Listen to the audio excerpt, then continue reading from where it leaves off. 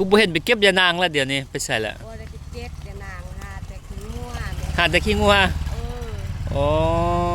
เขาสั่งอยากได้เป็น100 ชอบก็ได้เขาว่าสิเมาถ้าเอาหมดคันได้100 ชอบเป็นได้มาหาใหญ่เฮือดเนาะทุกคนเนาะเออผมเป็นยังผมคือว่าล้นเบิดมันล้วนงอกแม่มันงอกว่ะงอกหลายเต็มหัวโอ้ใหญ่เฮือดกับลูกสาวเพิ่นงอกเต็มหัวจักปีแล้วเจ้าอายุ300 ปีแหละ300 ปีโอ้ขวดอายุยืนยาวให้กินยาขั้นเทพบ่ได้ลูกสาวเพิ่นเนาะทุกคนเนาะนี่ลูกสาวเพิ่นหาเก็บขี้งัวคือกันอยากนมเพิ่นอยากขนมโอ้มาพี่เด้อนางน้อยมาพี่เด้อน่าอันน้อยแล้วถ่ายรูปแล้วดังมาถ่ายแจกขนมเลยเนาะแจกขนมเอาเงินมาอยู่เฉียด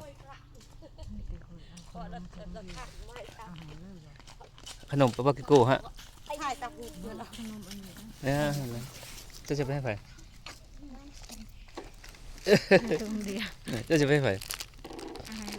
เอานี่อยากปวดเลยเด้อขนมให้นะแบ่งบ้าง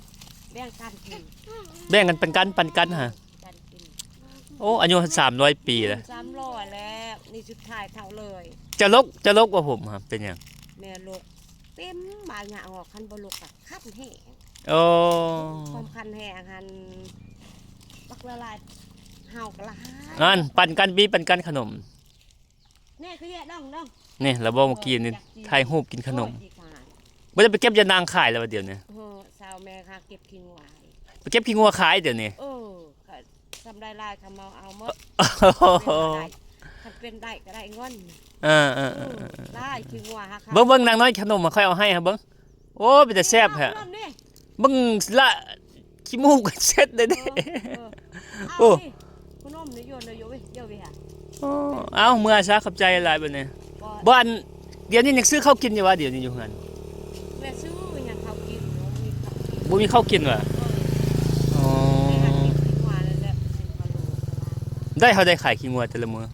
15ได้มือนึง30ก็มี50ก็มี60ก็มีอ๋อไปหาซื้อข้าวกินยานางคันสิว่าเช้าไปเก็บแล้วเนาะกับฟอยลูกสาวเจ้าพุ่นนำไปใส่แล้วลูกผู้งามๆยังอยู่เฮือนแม่เฒ่าอ๋อยังอยู่นำแม่เฒ่าไปให้คือกันไปให้คือกันผู้ข้าวขุดไปซอยข้าวขุดมันต้นบ่ทันแล้วทางห้วยบางเหลี่ยโอ้นี่นางพอพอคนตายก็นำปูน้ำหญ้าเพิ่นคนขุดหมั่นเมื่อยจักก็ได้แล้วหญ้าเพิ่นให้ค่าเพิ่นเป็นคนกันนะเพิ่นกับผู้ขุดก็นอนไปขุดโอเคเด้อเฮาขอบใจหลายขนมตกแล้วเด้อฮะจับเอาโอเคไป